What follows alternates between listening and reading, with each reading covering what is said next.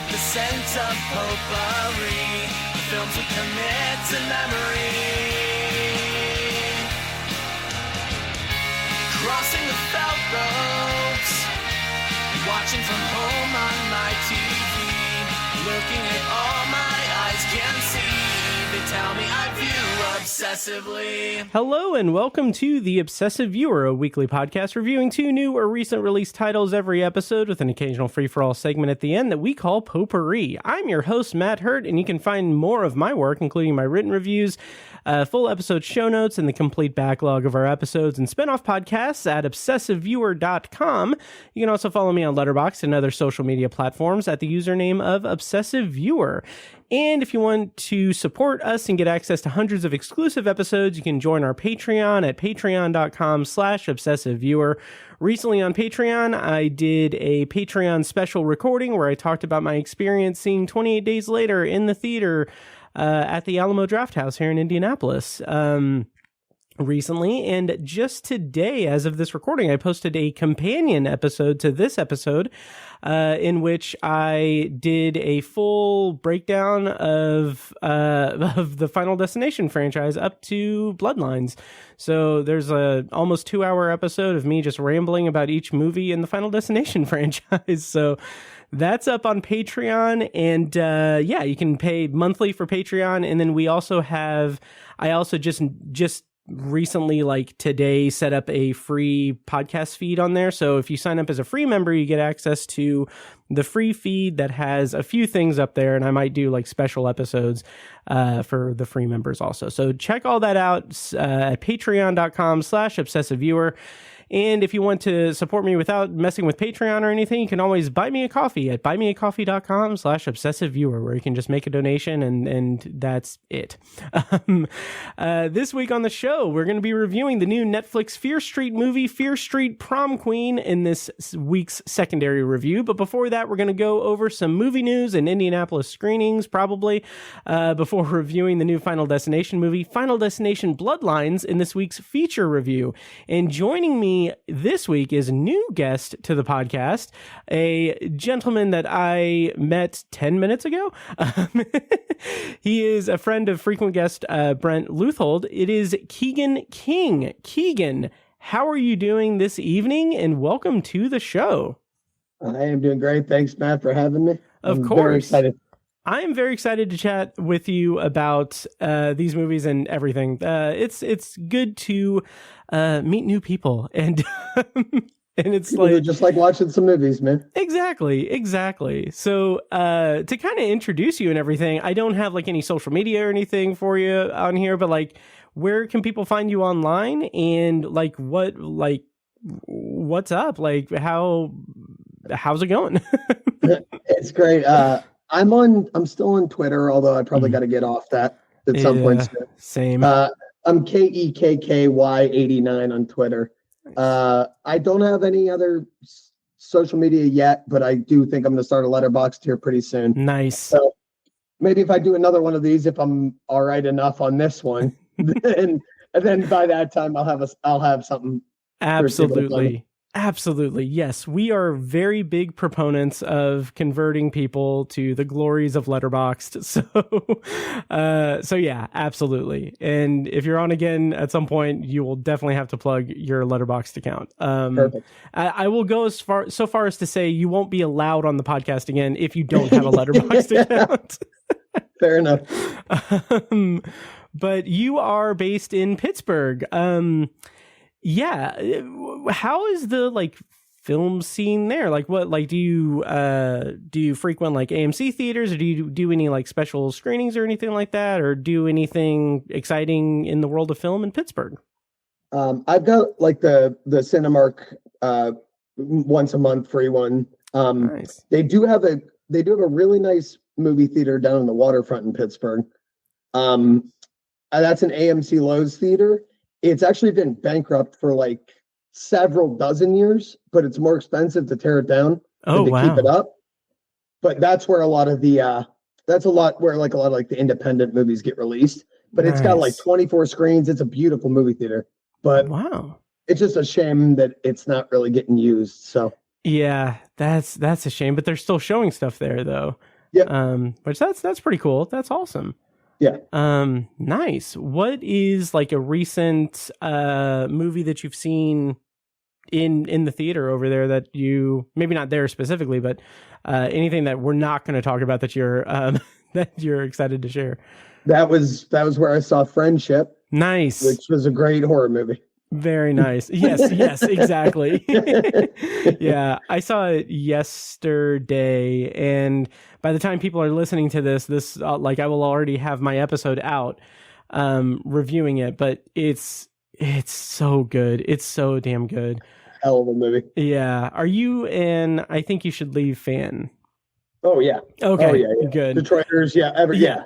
Big Tim Robinson guy. Oh, same here. And like. Something that, and I'm stepping on what I'm going to be saying in last week's episode, but something that just struck me about that is that it is so much like an I Think You Should Leave sketch, just in a feature-length film. That's exactly what I told everybody. I was like, it's an hour and 40-minute I Think You Should Leave sketch. Yep. If you're okay with that, go ahead and see it. It's perfect, but it's a beautiful. Absolutely. It's just really good.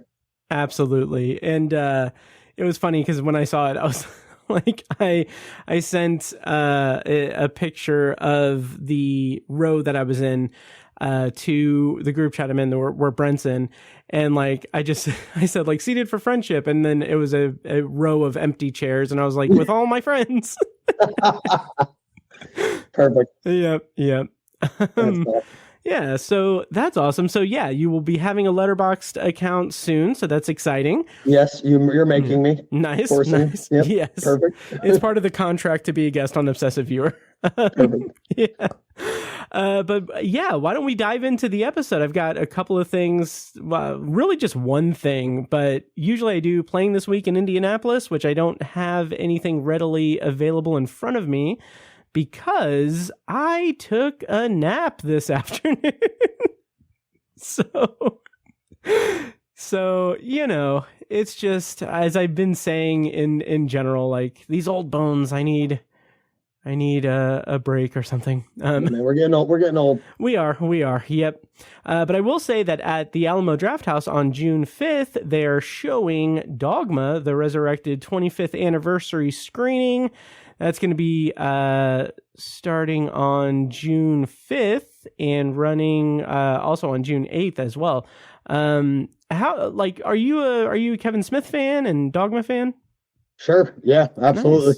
Nice. Yeah. You got to be a Kevin Smith fan. Yeah, he's kind of a mixed bag for me, but it's more like his like early stuff is just like it's so good. It helped define like my positions in the world and everything in certain respects. You gotta be careful about that. Oh yeah. Yep. I would say my comedic sensibilities. I would say that. Yeah. But that'll be at the Alamo Drafthouse June 5th and 8th. And then also, if you're in Indianapolis, check out the Can Theater, check out Living Room Theaters, Keystone Art, Flicks Brewhouse, all of these places. To flex a little bit, Tiny and I are going to be at Living Room Theaters this Thursday, so the day that this episode is probably going to be dropping. We're going to be at Living Room Theaters for an advanced screening of The Life of Chuck, which I cannot wait to see. I am ridiculously excited for that. Keegan, are you excited for The Life of Chuck? Is it on your radar? Do I know about The Life of Chuck? I don't know. I don't think I know. Oh, interesting. It's the new Mike Flanagan Stephen King adaptation. Oh, yes. Yeah. Yep. All right. Yep. Yeah. So like I was telling everyone yesterday that like, oh man, Friendship just blew me away. I would say that it's my front runner for my movie of the year, but the Life of Chuck trailer that played before it made me tear up considerably. So yes, I can't really say that Friendship, I feel like that's going to be usurped when I see The Life of Chuck. Are you a Mike Flanagan fan in the TV shows? Oh, yes. So yes, but I also have dragged my feet. Like I've watched Midnight Mass and The Haunting of Hill House. That's it. You don't need to watch Blind Manor. You're good. I've heard mixed results. Yeah. But I am a diehard Stephen King fan, and like the way that Mike Flanagan works with Stephen King's work is like, it is the best. Like, he hits every single time. And like, The Life of Chuck is a novella from Stephen King's If It Bleeds collection. And like, when I read that, it's like, it's the perfect novella for Mike Flanagan to adapt, because it is heartfelt, it's beautiful, it's weird as hell. It has this interesting, just like nonlinear structure, and it's something that I know Mike Flanagan is just going to just nail, and I can't wait. How are you feeling about The Long Walk? The longest walk? The Long Walk. I am glad that you mentioned that, because that is a Stephen King blind spot for me. So much so that when I saw the trailer, I was just kind of like looking at my phone because I didn't want to see the trailer. And I have, for years, I've planned out this like Patreon plan that I have that I'm going to start. I promise I'm going to start it. But basically on Patreon, I also do like book reviews and everything. And I have a specific tier for Stephen King content, which I think I'm going to expand to Stephen King and horror content, because I don't put a lot of Stephen King content out there anymore. But my plan is, and I've talked about it frequently on the show, but my plan is that I'm going to listen to the audiobook for The Long Walk while taking a walk. Like, that's the only time I'm going to be listening to it. And I have it divided up into like 3 parts. So once I reach the end of the first part, I'm then going to take my little micro wireless microphone that I have, and I'm going to take another walk and talk about that section and then follow with the listening to the second part while walking and recording the second part while walking. So yeah. So basically by the end of it, it's not going to be all in one go, but I'm very much out of shape, so it's not going to sound good. But I'm excited to finally do that project. That's awesome. Yeah. How are you feeling about The Long Walk? Are you excited for it or anything? I just bought the book on Kindle. Nice. So I'm going to read it. Because I think that's his first ever book. No, it's one of the first ever published novel or something. It might be the first one that he wrote, but not the first one that was published. The first one that was published was Carrie. The Long Walk, now that you say it, I do think that it's the first one he wrote, because it was eventually published under the pseudonym Richard Bachman that he had, which was just a thing that he did because he wrote so much shit that like they were like, well, we can't just put out like 2 Stephen King books a year. Like, let's do 1 Stephen King and 1 Richard Bachman. And there was other reasons for that and everything. But yeah. From what I've heard, it's really good though. The book. It's a brutal plot. Yes. Oh yeah. So yeah. So anyway, that's what's all playing this week in Indy. Check your local listings and check the show notes for links to all these theaters. And before we get to the first review of the evening, Keegan, I've got one piece of news that I've collected, and that is that Avengers Doomsday has been delayed to December 18th, 2026, instead of May 1st, 2026. And Avengers Secret Wars, which comes out after that, is going to be released on December 17th, 2027, instead of May 7th, 2027. So basically, Doomsday and Secret Wars have been moved 6 or 7 months from May to December. How do you feel about that? And are you a Marvel Cinematic Universe fan? Yes. Yeah. Nice. I'm still on all that, but I don't know. Do we know what happened? No, not that I'm aware of. I think that it's just organized. I don't think it's any like indication of any kind of issues or anything. I think it might just be that they just need more time. Yeah. But yeah, I'm not seeing any like reason or anything. But how do you feel about Doomsday and Secret Wars though? I'm excited. just a Thunderbolt. I'm very excited. I think that they're getting back on track because it was a bad little run there for maybe like I can't think on top of my head of the last like 4 or 5, but yeah, we had a little rough patch there. Yes. Oh, absolutely. Yeah. I like Thunderbolts was definitely just like a breath of fresh air. So yeah. So good hopefully, hopefully that, that momentum keeps up, and I'm excited for Fantastic Four also. So that should be good. Yeah. So I'm excited to be excited about Marvel again. And I'm very curious what's going to happen with Robert Downey Jr. playing Doctor Doom. Odd, but yes. That's a different conversation. Oh, absolutely. It'll be interesting.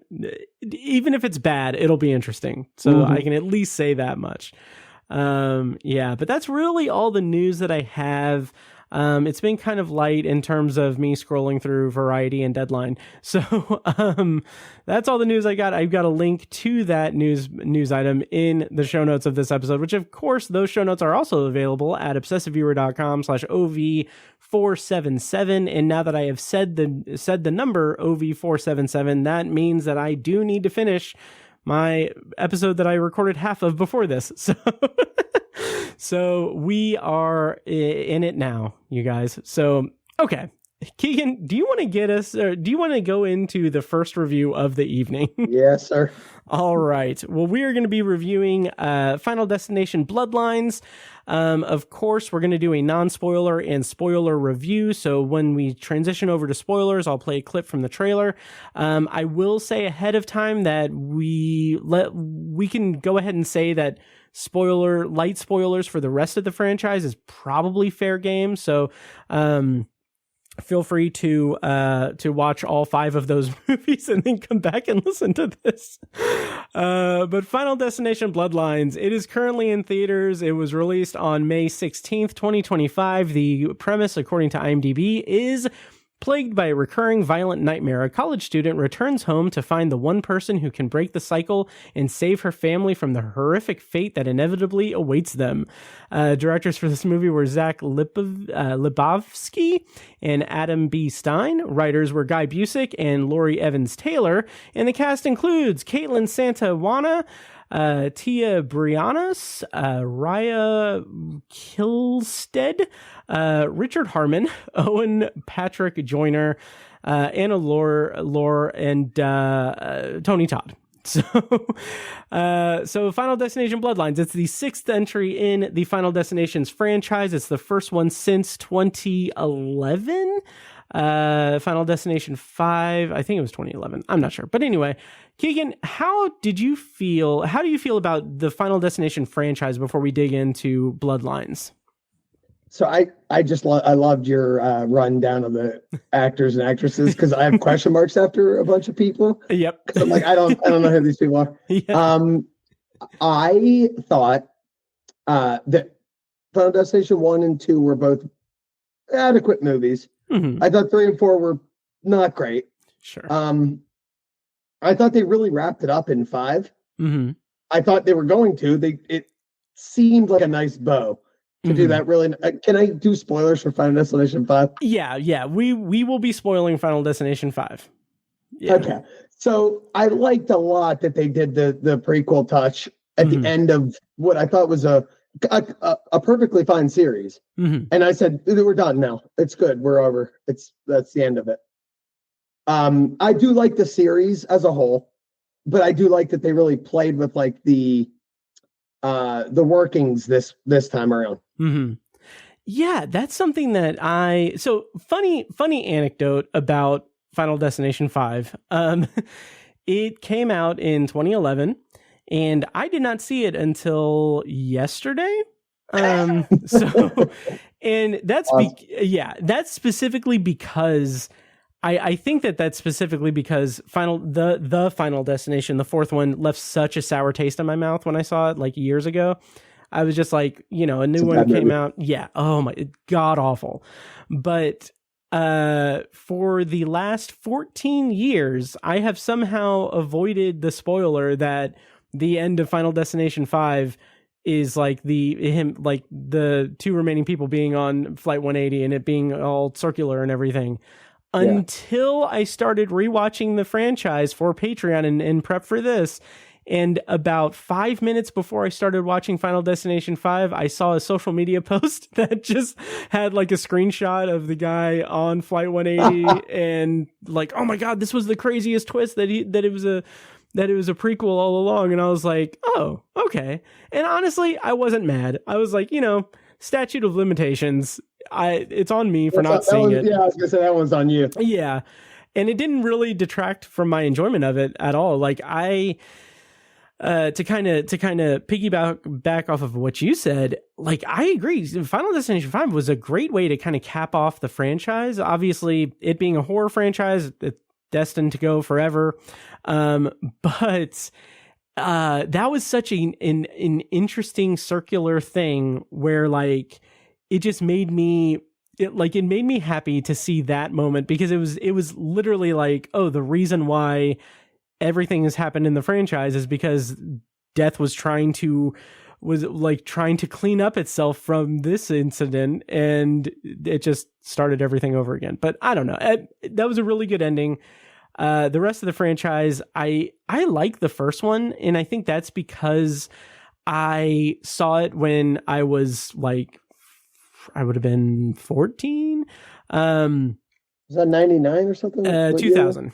2000. So I would have been 14. Math is hard. But 14, and saw it in the theater. One of my go-to anecdotes is that when like I went and saw it, like my mom took me to see it, and we went to like McDonald's the morning of, and she took me to see Scream 2. And you choked on a French fry. No, but what happened? Okay. No, what happened was we were leaving McDonald's, and we were at a stop sign, and the car in front of us went into the intersection and got T-boned, and their car flipped over onto its on its top. Fortunately, everyone was okay and everything, but I was like, holy shit, okay. There are no coincidences. So everyone was okay, and I saw the movie, and it was good. I enjoyed it, and it was like very much in that kind of just teen slasher thing that was the craze at the time that I had fallen in love with Scream. So and Final Destination 2, I thought was at the time I thought it was a good follow-up, specifically because it played with the ripple effects of everything, like the reason why they were like, because it was a true sequel. Exactly. I think it was actually a good movie. Oh yeah. But revisiting it, I kind of felt like, oh, it kind of feels like a straight to DVD kind of like thing, like rush job. All of them could be after. I mean, absolutely.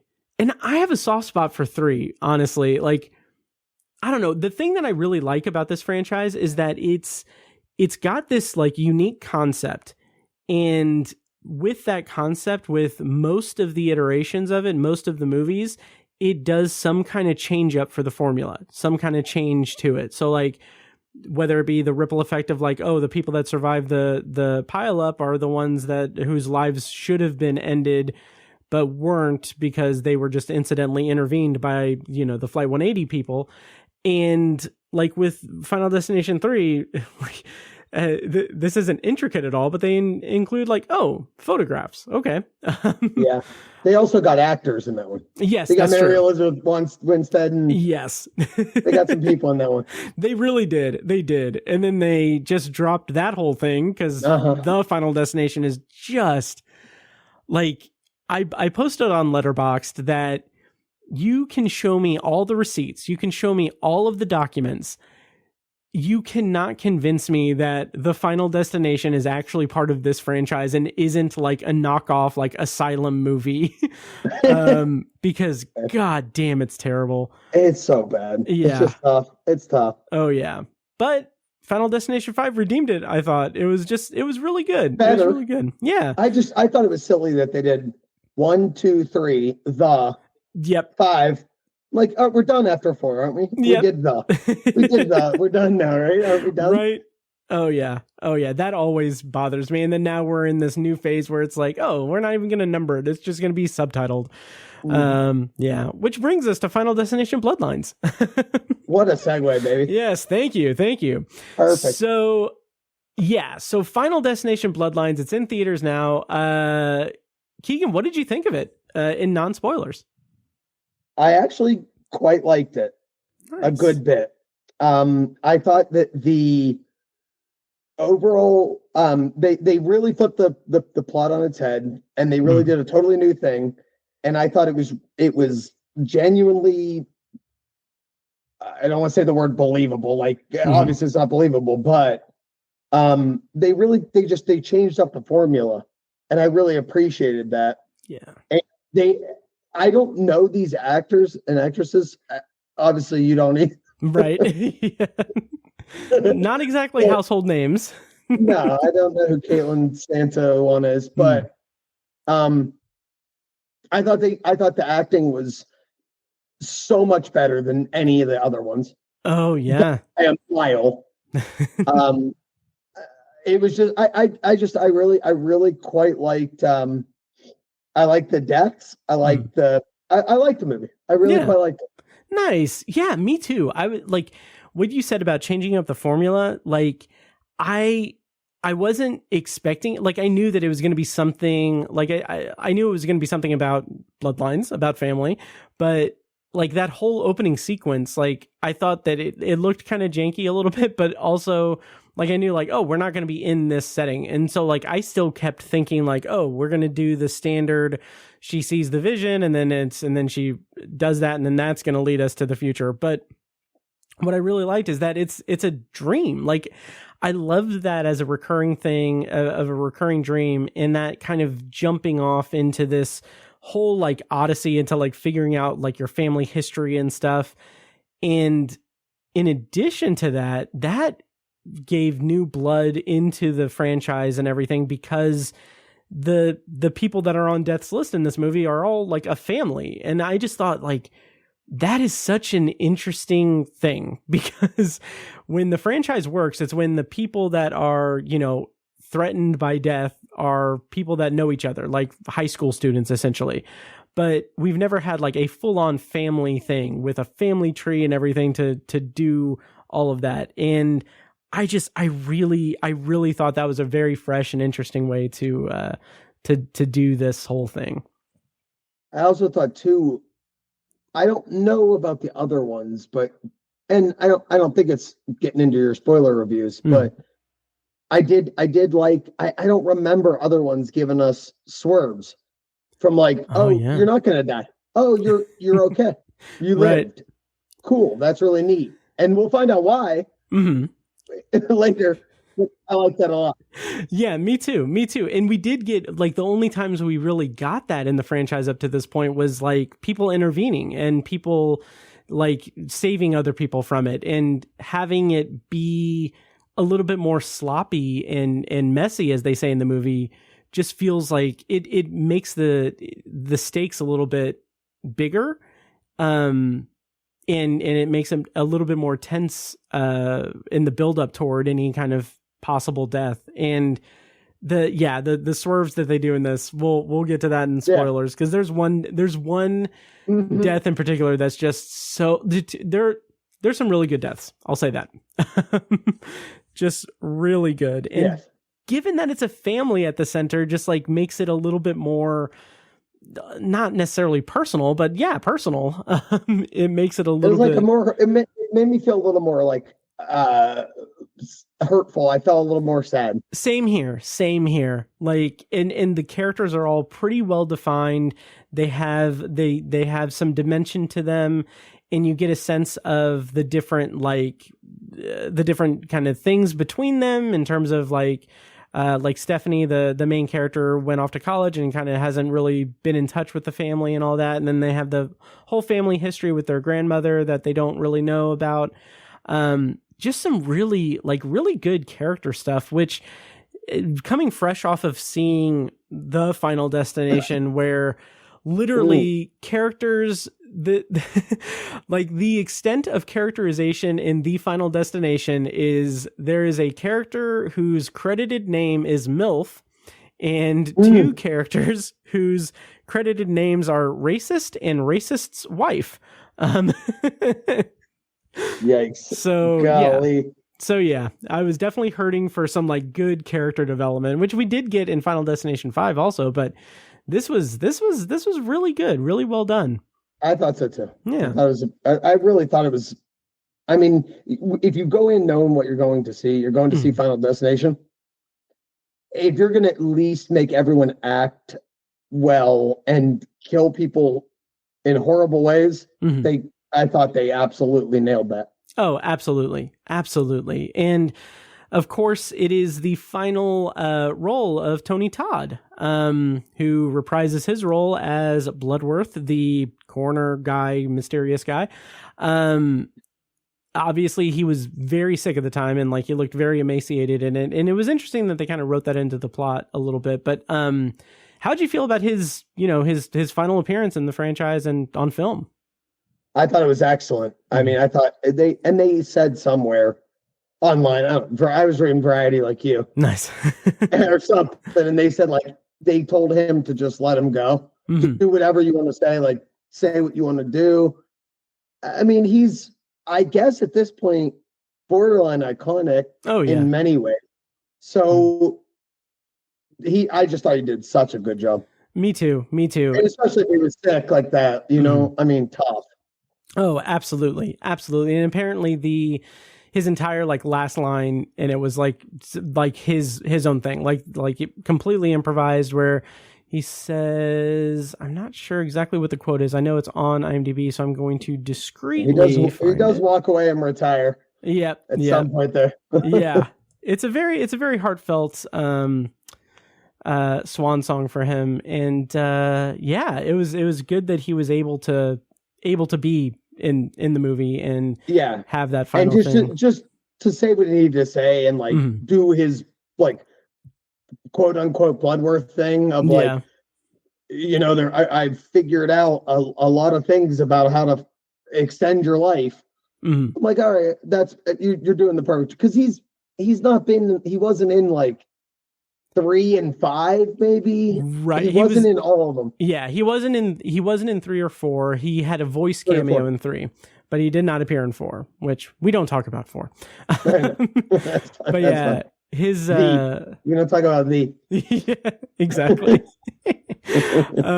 But his quote that he said at the end was at the end of his scene was, "I intend to enjoy the time I have left, and I suggest you do the same. Life is precious. Enjoy every single second. You never know when. Good luck." So I thought that was nice. Yeah. So in terms of the visual effects and the actual like intricacies of the death scenes, how did you feel that this stacked up with the rest of the franchise? Was 5 the one with the bridge collapse? Yeah. So that one they did the best. I think. Interesting. I thought that bridge collapse was really excellent. That's a tough, I don't know how you shoot that really, like a bridge. You're building a fake bridge and collapsing it. Tough. But I thought they were extremely good. They're always very maybe a little too Rube Goldberg-y for me. I don't need 11 steps. Just find a lawnmower. But that's for a later conversation. Right. That's fair. One of the things that I disliked about like Final Destination 4, the Final Destination, was like it just seemed like this isn't, we're not going to be trashing this movie all the time, but like the opening sequence of the Final Destination is like that Rube Goldberg thing, and I'm like, that's not how this franchise works, because the opening thing isn't the Rube Goldberg thing. The Rube Goldberg is death trying to cover its tracks and trying to do everything. Like, why are you Rube Goldberging this NASCAR race when it's not correcting itself? Like, that's a very fair point. Like, you don't need a tire after 16 things happen. A tire doesn't need to come and kill somebody. Exactly. But this movie had just a lot of really inventive deaths. Like, even there's one, we'll expand on this in spoilers, but there's one where like it has some interesting fun with the plot and with the screenwriting in it, because there's like the most asinine thing, but you still, because you care about the characters and because everything is set up pretty well, like when something comes to pass that we just rolled our eyes at, it's like it elicits that, laugh and horror response, which I'll by the way, even talking about laughing, I thought this movie was funny as hell. Oh, absolutely. Absolutely. I never have laughed really in a Final Destination movie at all. Same here. And I laughed out loud in the movie theater. Same. I thought this movie was good. Me too. It was such a great meld of the comedy with horror stuff. Like the character of Eric in general, like his slacker persona, I guess you would characterize him as, is like, that was something that just kind of really elevated things and made it a lot. Again, it's this really good marriage of like the horror intention and comedy element of it, without being farcical or without being over the top or like laughing at the movie. Like it's laughing with the comedy as intended. Yeah. So I really like that. Me too. Yeah. So we can kind of wind down non-spoilers, but anything else you want to say in spoilers that we haven't really covered? Any favorite characters or favorite set pieces you want to talk about vaguely? well, yeah, for sure. You just saying Eric, that he was the best character by a long mile. Same. Yeah. And I really liked him. I'll reiterate on my old point, but like the acting, it was just so far and above the acting I've seen from all the other five that I was so like happy and sad. Sure. Because some people die. Yeah. Yeah. But yeah. Oh yeah. That's one thing that I kept thinking like early on in the movie. I was like, yeah, this is the best position that I can be in a horror movie, because I'm 15, 20 minutes into the movie, and I don't want these characters that are going to be dying off. I don't want any of them to die. Like, yeah, it's very fair. Yeah, it was very, very nice to be in that headspace with this movie. Yep. Yeah. But we can go into spoilers for Final Destination Bloodlines. Before that, I'm going to say that I actually haven't logged it on Letterboxd yet, but I'm going to rate it 3.5 stars, which is good. I really enjoyed it. I was right up there, 3.5 or 4, maybe. Nice. Even possible. Nice. It was there. I like that movie a lot. Yeah. I am kind of teetering on 3.5 or 4. But it'll probably be 3.5. I don't know if I would say it's my favorite of the franchise, but I would say that it's second to the first one for me. Yeah. So yeah. Yeah. Yeah. All right. Well, we are going to go ahead and go into spoilers for Final Destination Bloodlines. If you want to skip the spoiler section, check the show notes for timestamps. Again, those show notes are at obsessiveviewer.com/OV477 or in the podcast app you're listening to this on. But I'm going to play a clip from the trailer. When we come back, we're going to be spoiling Final Destination Bloodlines. Oh, that was the wrong trailer. All good. Family. You don't get to pick the one you get. Just gotta love the one you got. I always knew this day would come. I got it. I don't think you got it. I held him off for years. Charlie, get up here. He's a relentless son of a bitch. Won't stop till he finishes the job.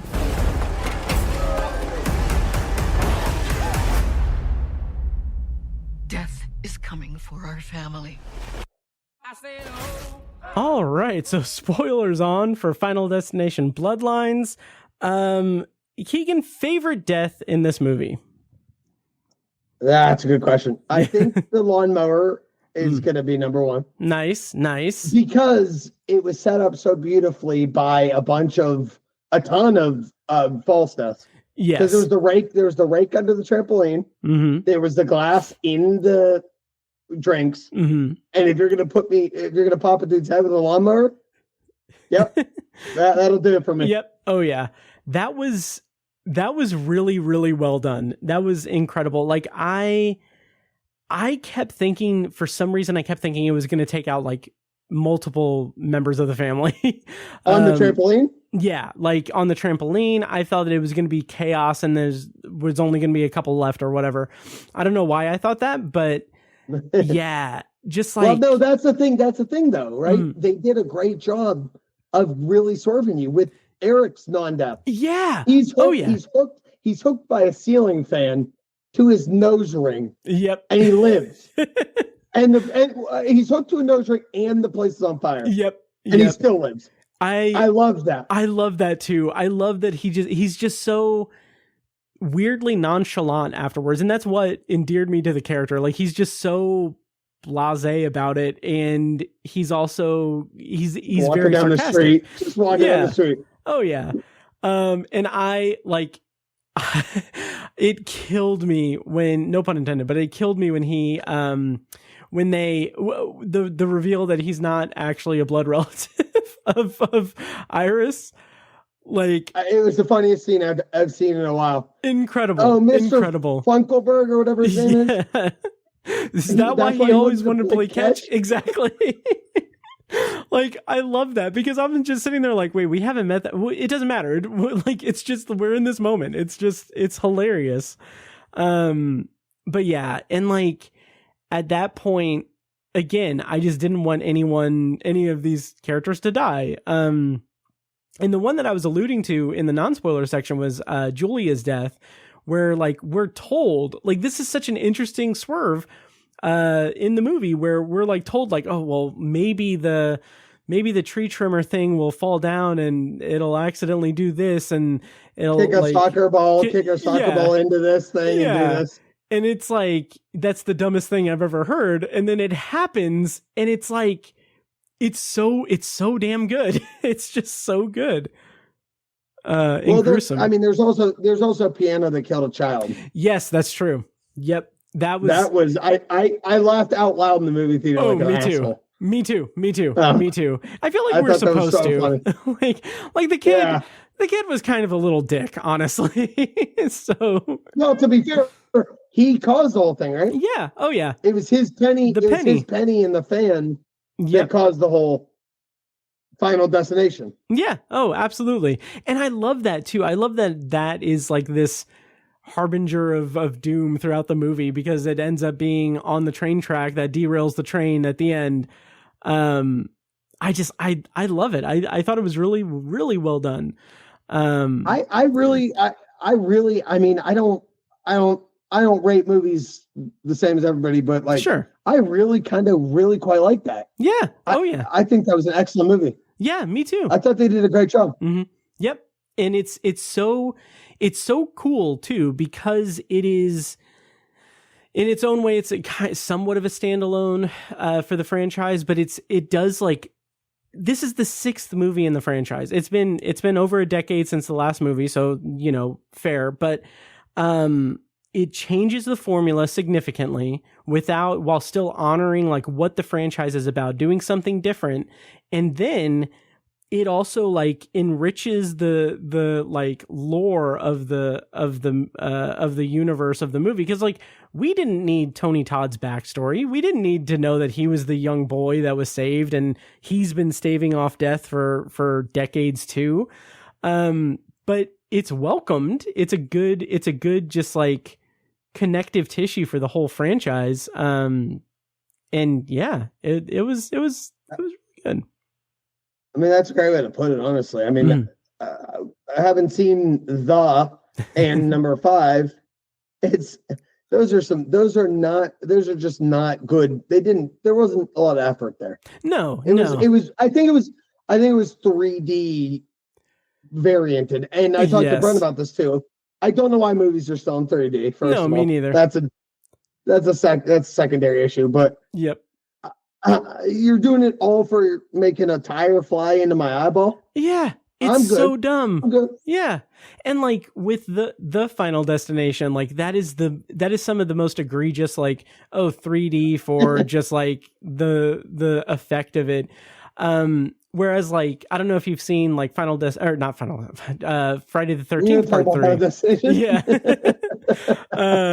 But Friday the 13th, 3D, the third one, it does the same thing. Like it's the most ridiculous thing, but I don't need like a low sword coming into my eyeball. Oh, I'm yeah. all right. Oh, I'm yeah. watching the movie. Oh, yeah. But when you watch like Friday the 13th and you have that, it's like, maybe it's because it's aged well in that respect, because it seems kind of just like a novelty. It's still that gimmick thing. Like there's a shot in that movie that I think about a lot where it's from the POV of a girl that's laying on the ground and a guy is sitting, like they're just hanging out. He's sitting on like a pier above her and he has a yo-yo and the camera is just showing the yo-yo coming down into the lens and up and back and everything. And like, it's like a 15-second scene. Like 15 seconds is a long time. And like, she's like, stop, you're annoying me. And he's like, no, whatever. But like watching it, knowing that it was filmed for 3D, like in that case, like it's the third Friday the 13th movie. It's campy, it's goofy, it's weird. I give it a pass, but like seeing a movie like The Final Destination where it's just doing the 3D thing because it wants to inflate the ticket price for the theater and offering nothing goofy or interesting about it for the audience, like it's rough. It's rough. I have not seen Friday the 13th 3. I will tell you, but I just don't understand what are you having a better movie experience because you saw that? Like, right. No. And it's like, I can respect, even though I don't like the franchise, I can respect like Avatar doing it because it's an immersive 3D experience, but like having that gimmicky thing is just it doesn't work. It's lame. Sit in those 4D seats if you really want to do, exactly. Whatever it is. Exactly. But back to Bloodlines. Fortunately, this wasn't in 3D or anything. But yeah, so the other big death scene that I was like shocked by and respectful of, like I thought that this was a good Rube Goldberg effect with it, was the MRI scene with Eric and Bobby dying. That was so intricate and good and fun and like so weird too because of the setup of what they were doing. Of his penis ring? Oh yeah, that too. Yeah, I thought like when all of his piercings were coming off, I was like, oh, he's gonna have his dick pierced, and that's gonna be bad. Like, yeah. But just like good old Prince Albert death, baby. Yeah. I like that. I liked it a ton. Me too. I was like, that makes sense for Eric. Oh yeah, absolutely. And like, I love that because it's the whole setup of it is them trying to, and again, this goes back to this being a different thing for the franchise as a whole. Like they're trying to stop it by killing Bobby and then resurrecting him or reviving him.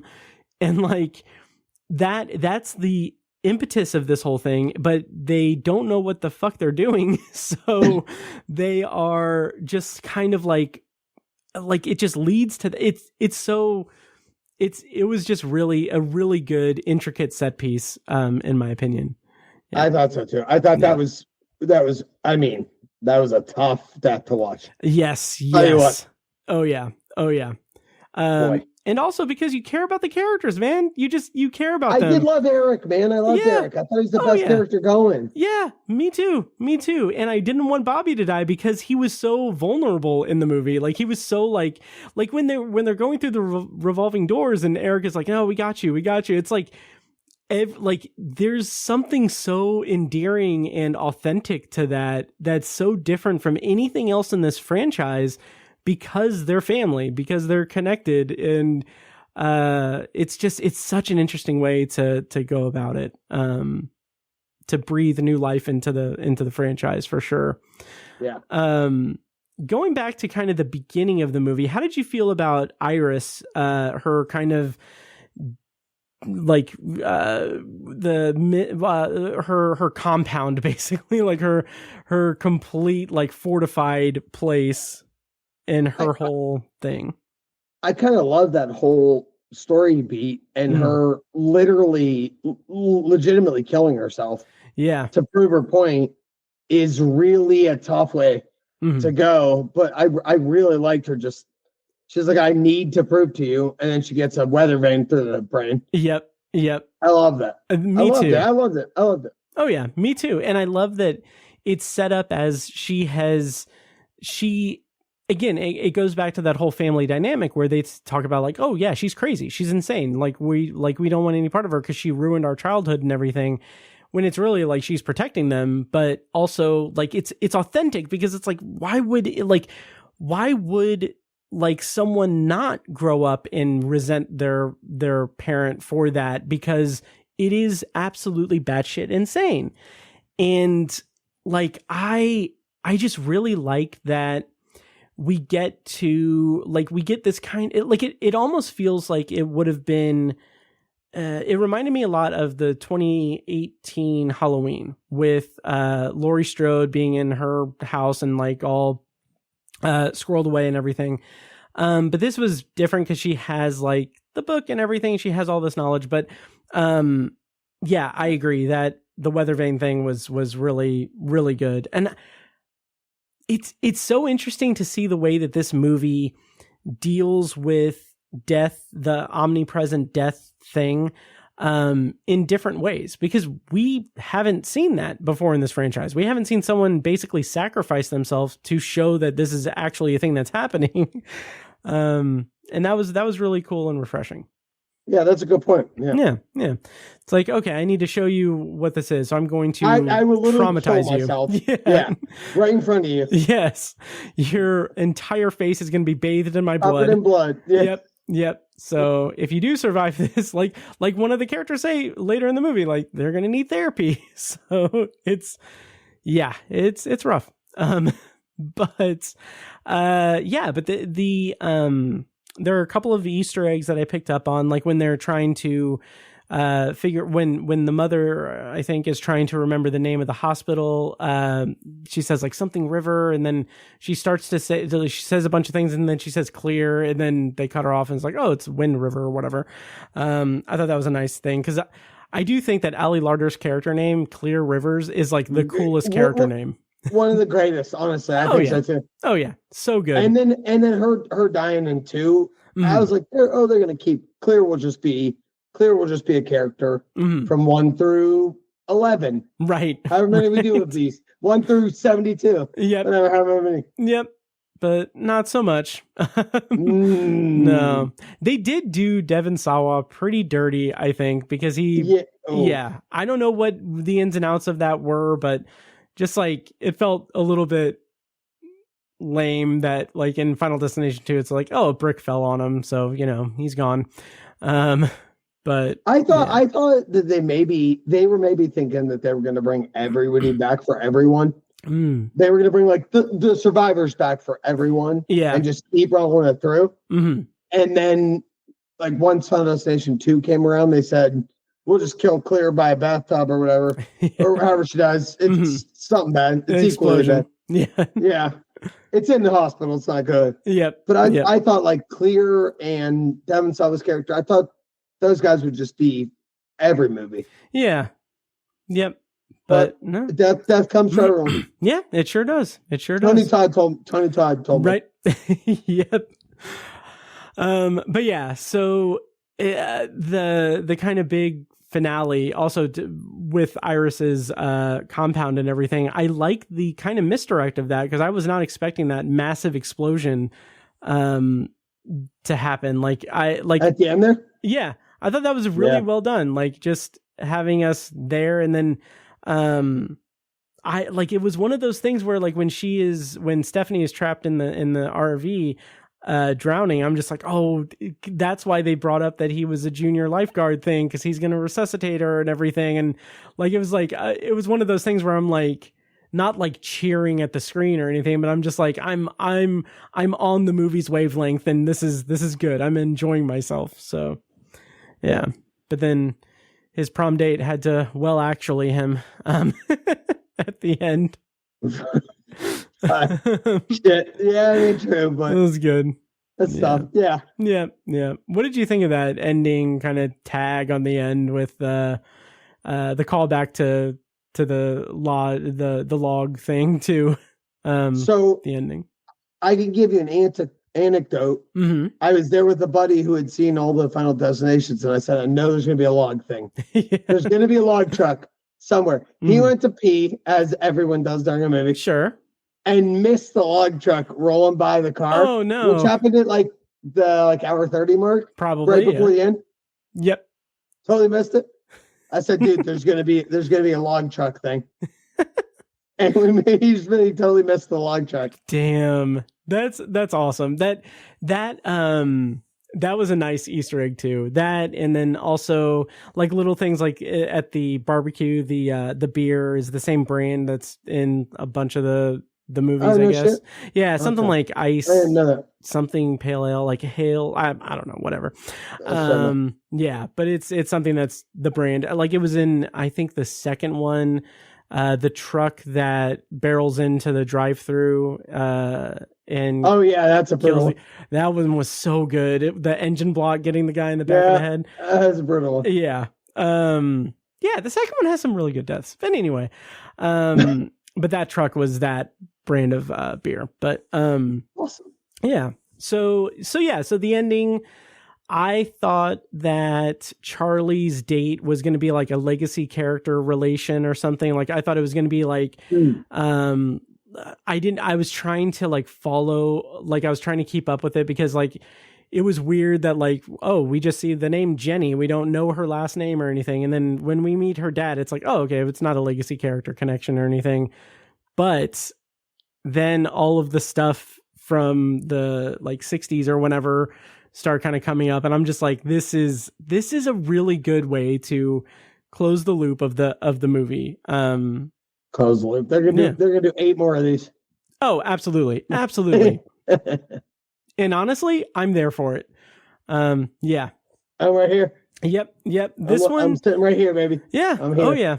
If they continue to make Final Destinations where they do like these interesting like riffs on the formula and everything, like I'm here for it, because this is so refreshing to be the 6th movie in the franchise and not just a lazy rehash of anything. Right. So it's very, very good. Very good. Yeah. Anything else in spoilers for Final Destination Bloodlines? I don't think so. A lot of good deaths. A lot of good, great movie. Yep. Totally agree. Do you do any like end of year lists or anything for favorite movies or anything like that? I don't usually, but that was a really good movie. Mm-hmm. I really had a good time with it. Nice. As did I. So yeah, that is our review of Final Destination Bloodlines, starring a bunch of people that I could not pronounce their names or were completely unfamiliar. But let us know what you thought of Final Destination Bloodlines, and and we are gonna go ahead and go on to our secondary review. We're going to be talking about Fear Street Prom Queen. That should be a fun discussion. So before we do that, I'm going to go ahead and do my whole spiel, and then I will bring us into the secondary review. So before we get to our secondary review, I want to take a quick moment to remind you that if you like the show, please take a moment to follow us on social media and subscribe to and rate the show on Apple Podcasts, Spotify, YouTube Music, or whatever your preferred podcast app is. And don't forget to subscribe to the Obsessive Viewer Podcast YouTube channel as well, where I have some videos up there and occasionally have stuff on there. And if you're interested in starting a podcast of your own, you can go to Libsyn and use the promo code OBSESS when you sign up. For a new account, you'll get up to 2 months free depending on when you sign up during the month, and we'll get a commission on it as well. More details on that in the show notes of this episode. And now back to the show. They tell me I view obsessively. All right. And for our secondary review, we're going to be talking Fear Street Prom Queen. Keegan, do you want to do a non-spoiler review, or do you go into spoilers eventually, or how do you want to do this? Because that depends on when I'm going to play the clip from the trailer, basically. I feel like you really like this movie, so you can do whatever you want. Okay. Nice. Anything you want. Okay, we'll do a non-spoiler review, and then we'll go into spoilers. Right. Yeah. So we're going to talk Fear Street Prom Queen, which is streaming on Netflix as of May 23rd. The premise, according to IMDb, is when the it girls competing for prom queen at Shadyside High start to disappear, a gutsy outsider discovers she's in for one hell of a prom night. Director of this movie was Matt Palmer. Writers were Matt Palmer and Donald McCleary, of course, based on the Fear Street novels by R.L. Stine. And the cast includes India Fowler, Susanna Sun, Fina Straza, Catherine Waterston, Lily Taylor, Chris Klein, Ariana Greenblatt, and David Iacono. So, in non-spoilers, Keegan, first of all, did you watch the Fear Street trilogy from 2021, and how did that prepare you for Prom Queen? So I sure did. And it prepared me in a way that we didn't need a fourth one. I thought, and so there's the director of the first three did it all during COVID and did a really formidable job. It was a hard job during COVID to direct 3 movies. I can't imagine. I have no clue what was going on during COVID, but a very hard time. I really loved the first, not really loved, but I quite liked the first 3. I don't know about a fourth. Interesting. Yes. So I really like that trilogy. The third one was a little bit, but the first 2, what I love about those movies is that it's not only this teen slasher thing, but it's playing in those conventions of teen slashers of the era that it's depicting. So like 1994, it's like playing up the kind of screamification of slashers, and then 1978, it's really playing up the kind of Final Destination, the Friday the 13th camp stuff.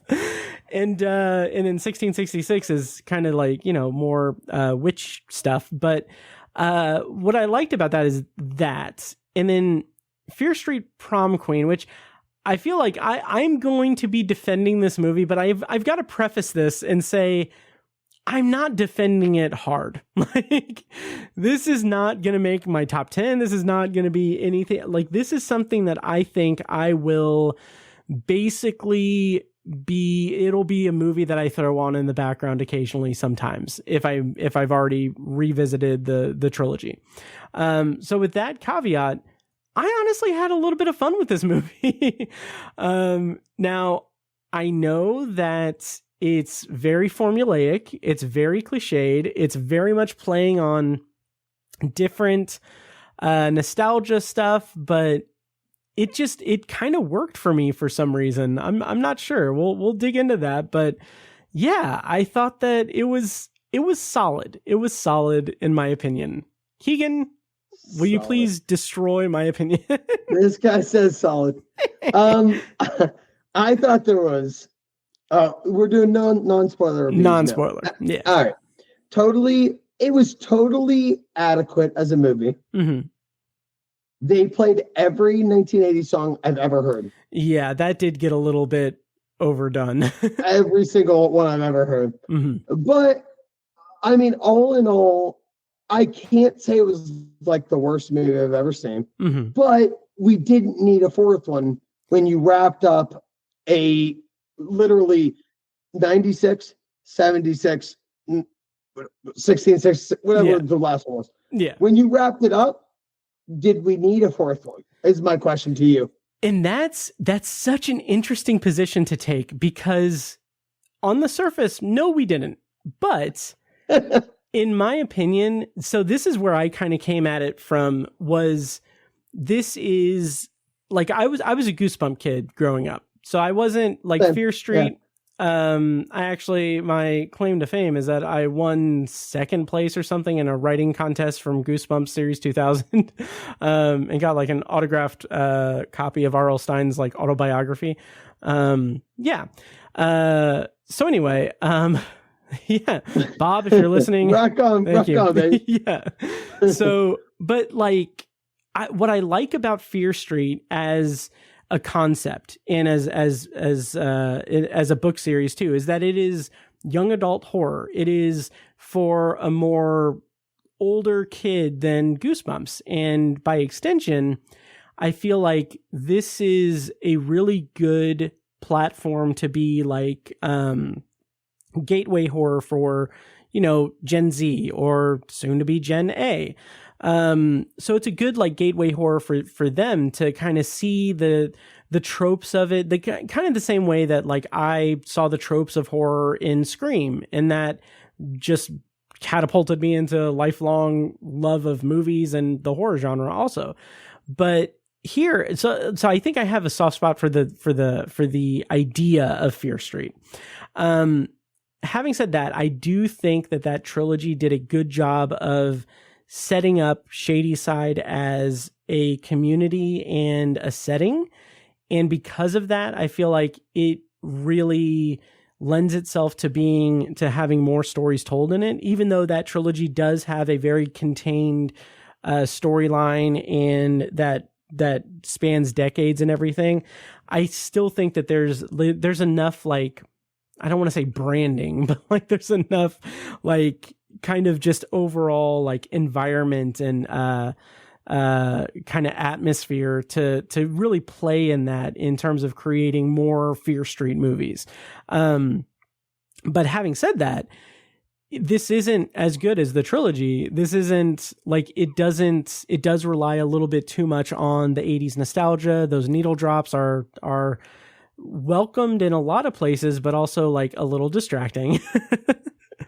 But I just feel like this, I would like to see them continue doing more Fear Streets and depicting different eras of Shadyside, to kind of not even necessarily further deepen the lore, but for them to just kind of explore this town and create gateway horror for kids, basically. No, yeah, I can totally agree with that point. I do love I love the Shadyside and Sunnyvale lore. I think that's a really cool. It's very interesting how much the Sunnyvalers hate the Shadysiders and this and that, and across the whole trilogy. But I just didn't know I thought a story might have been told and done with. It was such a self-contained 3-movie trilogy that I was like, if you're going to do that, at least have a plot the same way. Another 3-story plot, somewhere, some kind of, because now we're going to have more Fear Street movies, and I'm a big horror fan, so it doesn't matter to me. But nice, but we can't really do a second one here, really. You know what I mean? Oh yeah. As a standalone movie, it is kind of a bummer because that was the other thing that I really loved about the trilogy. Like when this movie was announced, I was a little disappointed that they were just going to do a 1-movie thing, because back in 2021 when they announced the Fear Street trilogy, it was like that was kind of like groundbreaking in a way, because it was a trilogy of movies that were releasing on Netflix once a week for like 3 weeks. And also during COVID too, it was like it was a really cool. I really like that. Oh, absolutely. Absolutely. And like to have now the next installment be this standalone thing that just kind of comes out kind of unceremoniously. It just feels like it feels a little bit lackluster to me, and I can understand that, but like the movie's being dragged online. Like people really don't like it, and like I was surprised when I saw like some of the ratings and everything, because I was like, I had a good time with it, but you know, I'm an easy mark for this type of movie for sure. That's fair. I did think it was like a little flaccid. It was a flaccid movie. I just thought, I was just like, we got to do a little. We got to try just a touch harder. Yeah, we can try just. I didn't hate it. Mm-hmm. I just thought they could try just a little harder. They had every mark there to make this movie like hurt you. There was some stuff in there I really quite like. That's for later, but sure. It hurt you, physically. Mm-hmm. But I just, it really just fell flat. Yeah, it didn't have that momentum. Like, we are set up, like it seemed a little bit. It seemed a little bit lackluster in terms of the screenwriting for a couple of reasons. One being doing that kind of obnoxious, like, okay, this is voiceover narration to introduce all of the characters and their like things. It's like, okay, that's just telling us. And like throughout the like first act of the movie, I'm like, okay, well, wait, who was this person again? What was their deal? It's like, just show us, so it's like it's in our mind. Don't like tell us point blank. That's just lazy writing. And the other thing that I found was a little bit cumbersome was the pacing. Like, it's like 20 minutes and then we're at the prom, and then the bulk of the movie takes place at the prom, and the bulk of the kills and everything are under the radar. So like, as we've seen like numerous people get murdered viciously, the escalation of the tension doesn't escalate because no one knows that these people are dying. I thought it was really weird. They were like the next day. I'm like, there's been one person killed and it's the next day. Yeah. We're gonna really hurry up. Right. We gotta kill some people. Yep. Like, what are we doing? Yep. Exactly. So that was a little disappointing. But I don't know. I just really, I'm, like I said, I'm an easy mark for these movies. I'm an easy mark for this type of movie. And I think that I just recently saw Clown in a Cornfield a couple of times, and like, that was fun and I enjoyed it a lot. But like, the farther I get away from it, the more that I'm like thinking like, okay, well, Clown in a Cornfield was good, but like, they didn't really develop the town or the community all that well. And like, I'm nitpicking it there, but like this, it's like, I went into it not expecting a lot. And like, I was surprisingly satisfied. I think that's a very fair place to stand. Mm-hmm. If you don't want to come into it hard, it was as advertised. Yeah, exactly. And that's the kind of, that's the best thing that I can say about it. It's what I went into it wanting. I still have the trilogy that I'll revisit at some point, but this was just an adequate addition to it. All right, fair enough. Yeah. Do you want to go into spoilers for Fear Street Prom Queen? Sure thing. Nice. All right. Well, we are going to go into spoilers for Fear Street Prom Queen. Once again, it is streaming on Netflix. I'm going to play a clip from the trailer. When we come back, we're going to be spoiling Fear Street Prom Queen, and I'm going to be convincing Keegan to love this movie. So stay tuned. Here's a clip from the trailer. When we come back, we're going to be spoiling Prom Queen. You'll never be prom queen.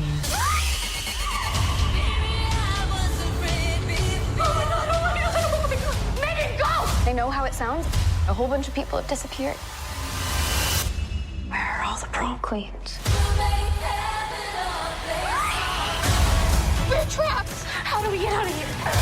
Wowzers. This is a very special night, and someone is ruining it! Put the music. All right, so spoilers on for Fear Street Prom Queen, and the repeated line of wowzers from the principal. Gotta get out of there, dude. That was something. Yeah. No, I want you to start. I want you to convince me how I can like this movie. Okay, so the kills, I will say, like, it's ridiculously over the top in some cases, like, And I mean, like that's what I don't mind an over-the-top kill, by the way. I love an over-the-top kill. Oh yeah, absolutely. Like we just talked about Final Destination Bloodlines too. Like I love that kind of gore where it's almost cartoonish, like taking a the paper cutter to the arm, yeah, and cutting off a guy's hands with it. Like just that in general, like, is really cool and interesting, but also like there's no fucking way that would break their bone unless you're like incredibly strong, and like that's not how anatomy works. But like having that then play out where he's trying to escape and he can't open the door because his hands are gone, like that kind of just cartoonish violence just really like elevated it for me and made it a lot more bearable when the kind of plot was a little bit thin but still kind of engaging for the most part. I will say that was awesome. I loved that kill. Nice. That was a very fun kill. Mm-hmm. And you're cutting the dude's. You can't go through a bone with a paper cutter. Right. You simply can't.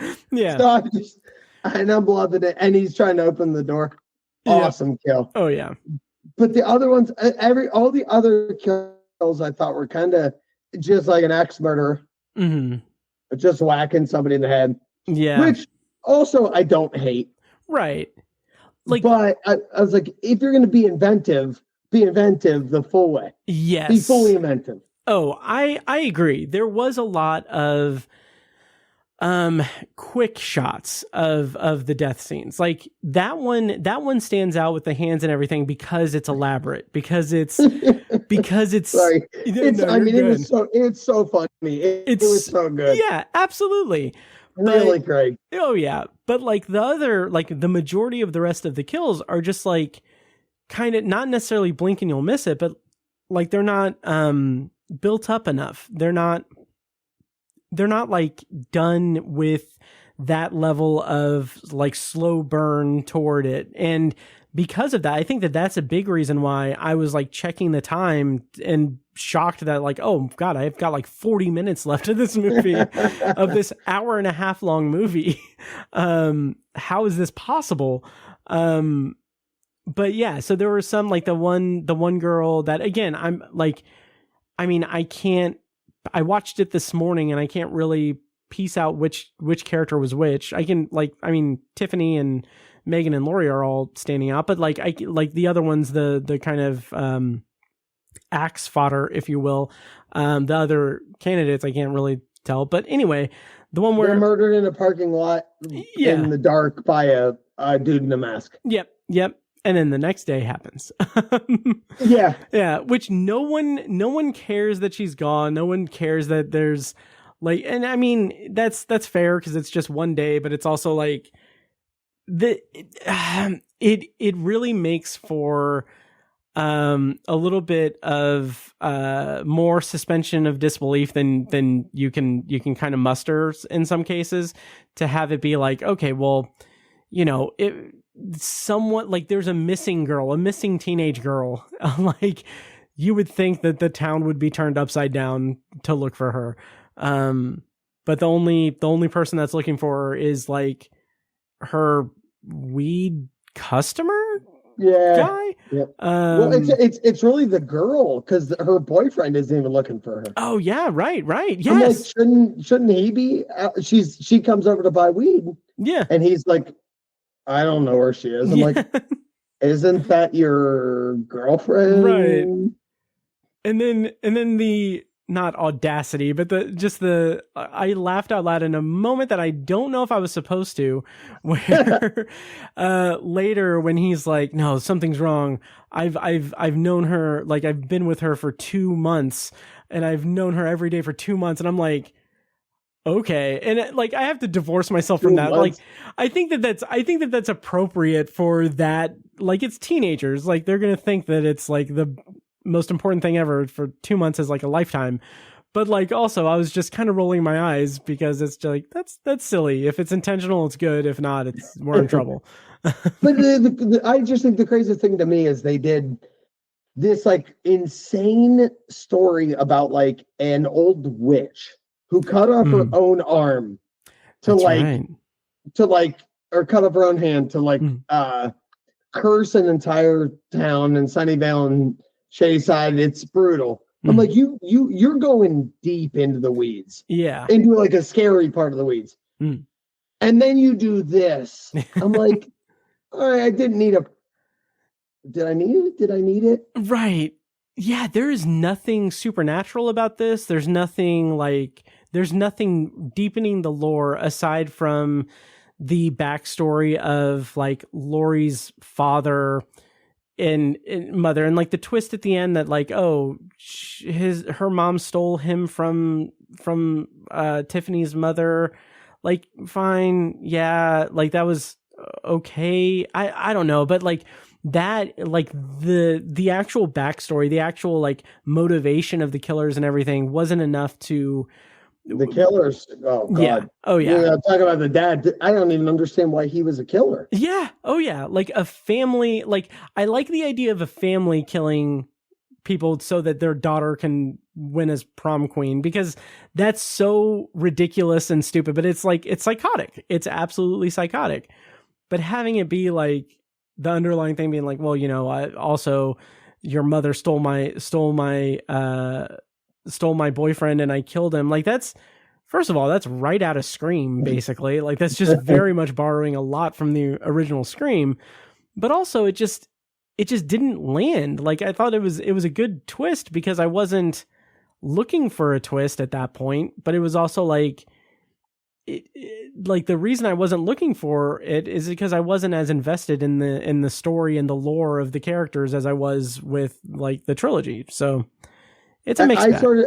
I started wondering, like midway through the movie, who the killer could be, because obviously all those people were like there at prom.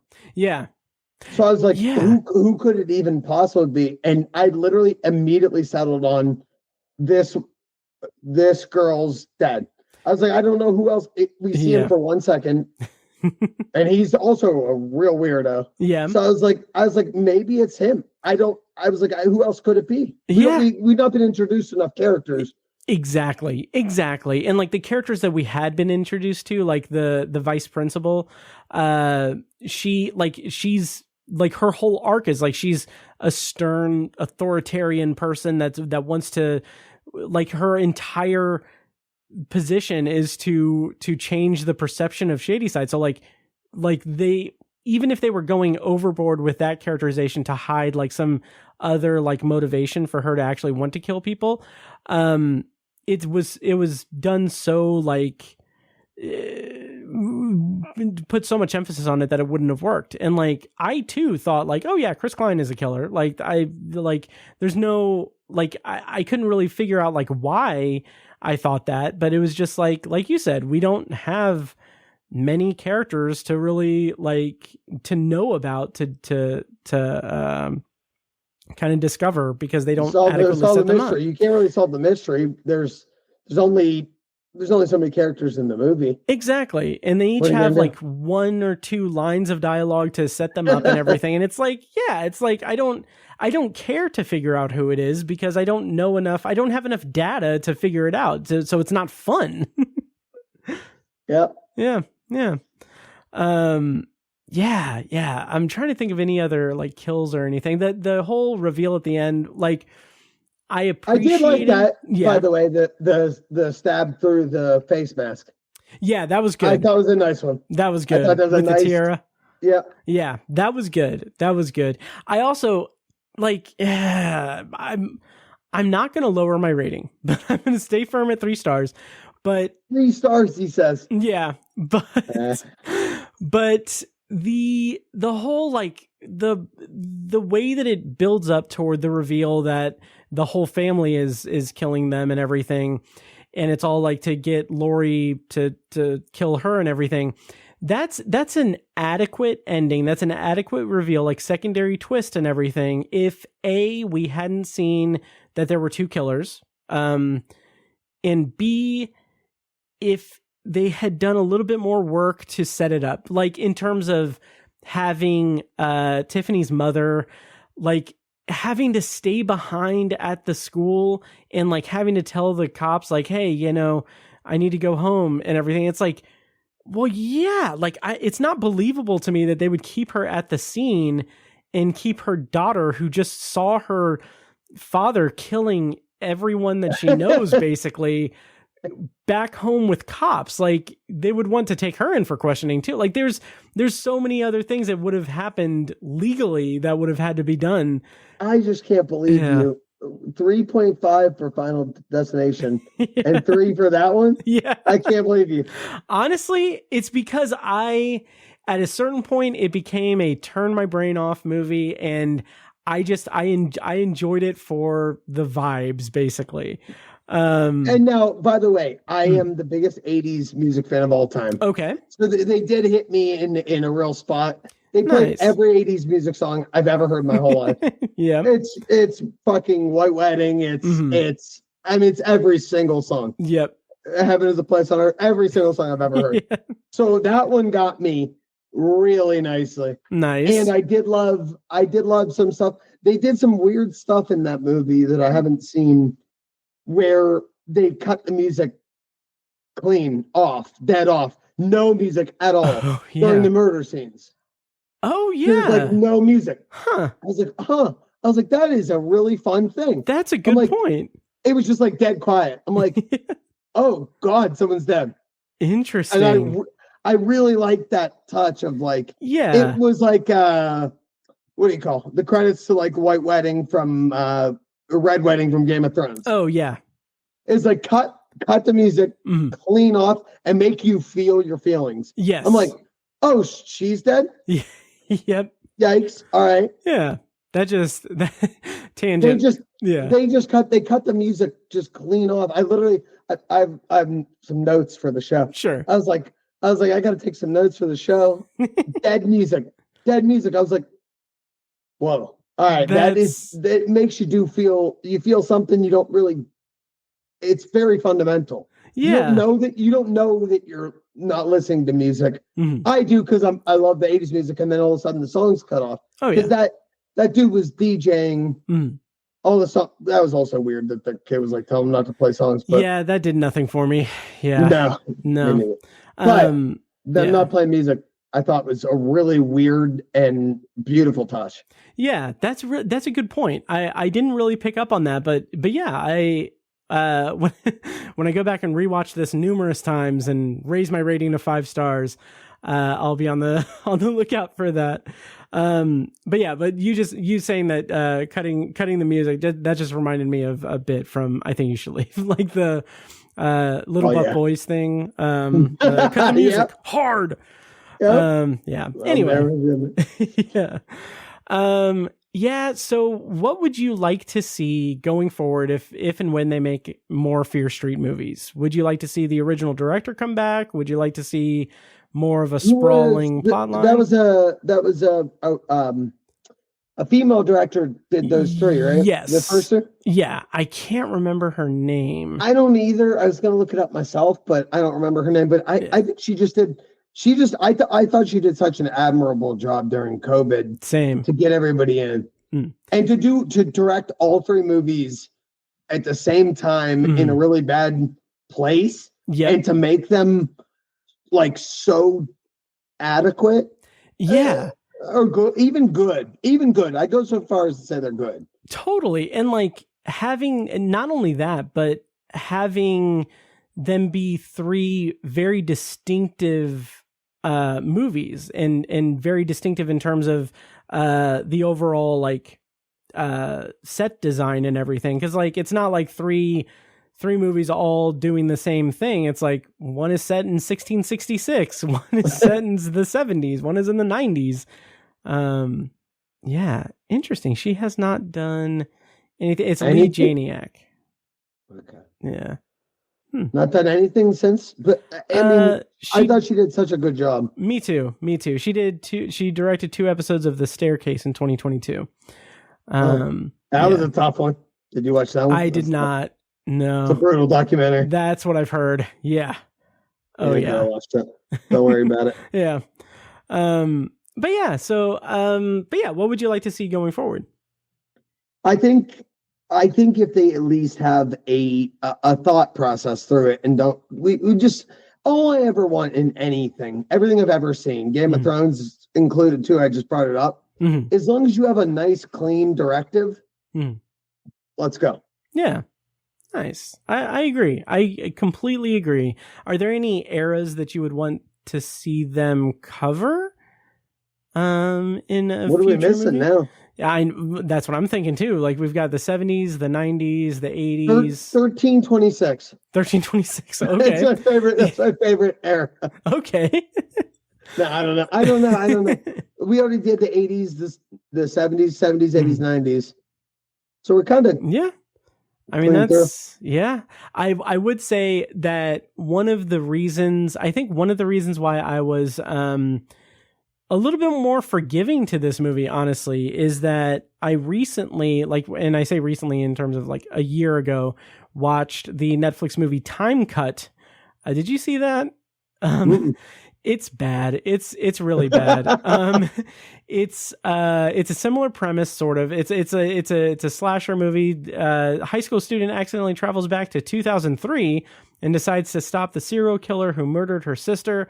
So a lot of it is like early 2000s nostalgia, and like it, like in a weird way, like I enjoyed that aspect of it because it's like, oh, I was almost out of high school at that point, but like it was weird. It was like, oh my God, this is like the time that people go back to in movies. But it was very sloppy, and like this movie was like a better sort of slasher than that was, in my opinion. Fair enough. Yeah. Yep. Yeah, well, I think that should do it for our Fear Street Prom Queen review. Any parting thoughts? And if you had a Letterboxd right now, what would you rate it on a scale of 1 to 5 with half stars? I don't want to hurt your feelings. Oh, no, not at all.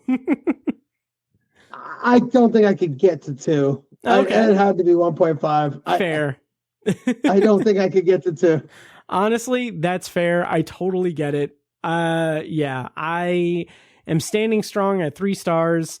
Probably like on Letterboxd, you have like you can heart movies, you can like movies and rate them. So I would probably do 3 stars, no heart. But yeah, I thought it was what I ordered.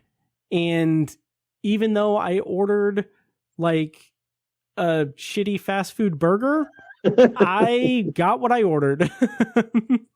So I think there's that. That's so fair. Yeah.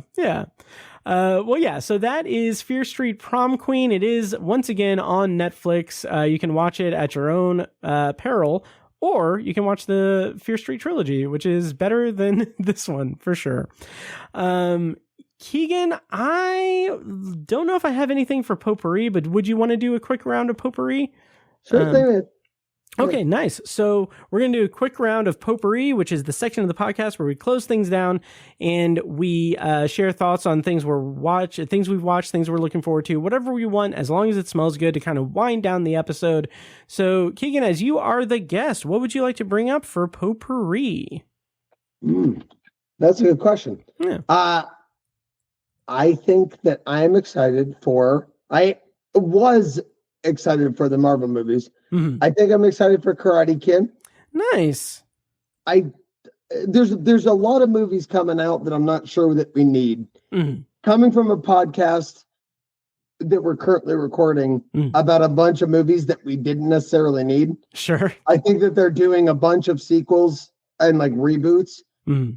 I don't know exactly what ones are coming out, but like Karate Kid's coming out. Mm-hmm. I Know What You Did Last Summer.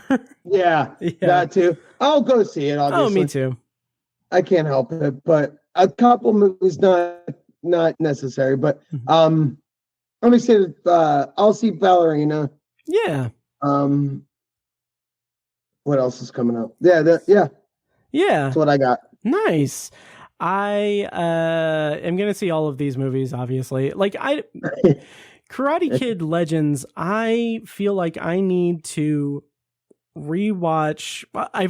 Honestly, this is This is hard for me to admit. Are you about to make an admission right now? I am. I've only seen the original Karate Kid. I haven't seen anything else. I haven't seen Cobra Kai, nothing. You should. Yeah, but the original Karate Kid is amazing. Cobra Kai might be better than the movie. Interesting. Okay. Cobra Kai is really good. Nice. That's what I've heard. So maybe I'll give that a spin. Also, but yeah. So I might miss Karate Kid Legends. We'll see. But looking forward to, like, I think that this summer is going to be pretty busy in terms of movies, and so much so that plug for the Patreon, like I kind of alluded to early in this episode, that I am probably, hopefully, if I have the capacity to do it, I will hopefully be putting up some like free episodes on Patreon. So like if I have a week where multiple movies come out and like there's a movie that I wanted to cover but I haven't covered, or something else bumps it from being covered, I might just do a standalone episode for Patreon and put it up for free. So check out patreon.com/obsessiveviewer, sign up for to be a free member so you get notified of that, or pay for the recurring payments to get access to a ton of stuff. But that's enough plugging for me. Something I do want to bring up for Potpourri to wind things down is, I don't remember if I talked about this on the podcast previously, but I watched the first season of The Pitt on HBO Max. Did you watch The Pitt? That's right here in Pittsburgh, baby. Yeah. Oh, I didn't even think of that. Jesus Christ. Yeah, of course. Yeah. Did you watch it? How did you feel about it? I actually thought I came in feeling really... I didn't think it was going to be any good, and I actually liked it a lot. Nice. So did I. It drove me to start rewatching ER. So I'm 3 seasons into ER right now, just watching it, which also when I watch that while working from home, it like makes my work just issuing life insurance policies. It makes it feel like so intense. It's like insane. Like I feel like stressed out because like people are coding on my screen. I started rewatching House because of that. Oh, interesting. Okay. Same thing. Yeah. Like, I think I should. May as well. Yeah. Oh yeah. But The Pitt was excellent, and Noah Wyle is fantastic. And I know that next season is going to take place over 4th of July weekend. So that should be interesting. And they definitely don't skimp on the makeup effects on the medical issues in that show. So hopefully they kill me as an extra. Oh, that would be awesome. Yeah, I'd love that. That would be awesome. But that's The Pitt. It's on HBO Max. And that's it for this week's episode of The Obsessive Viewer. Keegan, thank you so much for joining me, man. And if you could once again tell people where they can find you online, like your social media and everything, and your future Letterboxd. I'm going to eventually make a Letterboxd. It will probably be the same as my Twitter. It'll be KEKKY89.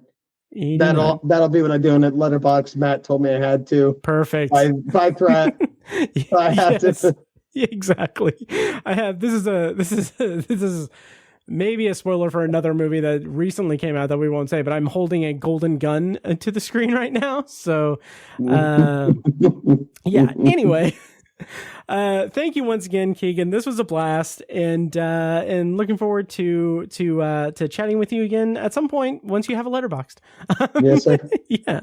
All right. Well, I'm going to start playing us out. Once again, that's it for this week's episode of The Obsessive Viewer. As always, thank you so much for listening, and make sure to follow the show on social media and subscribe to the podcast on your preferred podcast app.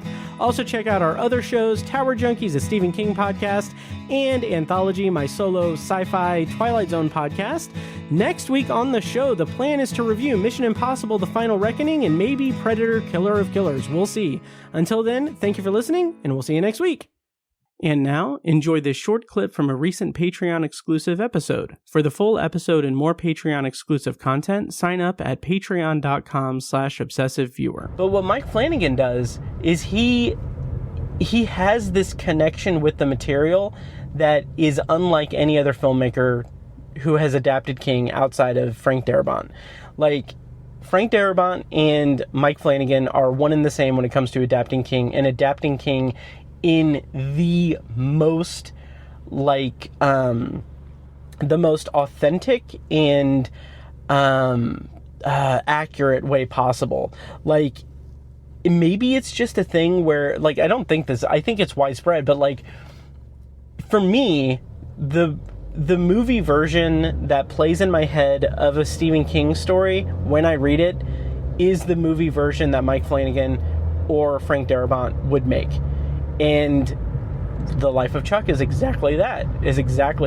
Thank you for listening to the Obsessive Viewer podcast. This episode was produced and edited by me, Matt Hurt. If you have feedback, thoughts on our episodes, or just want to connect, you can email me at matt@obsessiveviewer.com. For more information on this show, including a full archive of our episodes and show notes, visit obsessiveviewer.com. And if you enjoyed the show, please give us a follow on social media and subscribe to us on your podcast app of choice so you never miss an episode. Also, consider rating and reviewing the show on Apple Podcasts, Spotify, and Audible to help increase our visibility and grow our community. If you want to support the show and get early access to new episodes, as well as a steady stream of exclusive episodes, you can join our Patreon at patreon.com/obsessiveviewer. For information on more podcasts presented by obsessiveviewer.com, visit obsessiveviewer.com/podcasts. Our theme song is A Little Mad Sometimes by As Good As It Gets. For more of their music, check them out on Spotify and at asgoodasitgetsmusic.com. Thank you so much for listening, and we'll see you in the next episode. Get up to 2 months of free podcasting service with Libsyn. Check out the show notes for your promo code to get started podcasting today.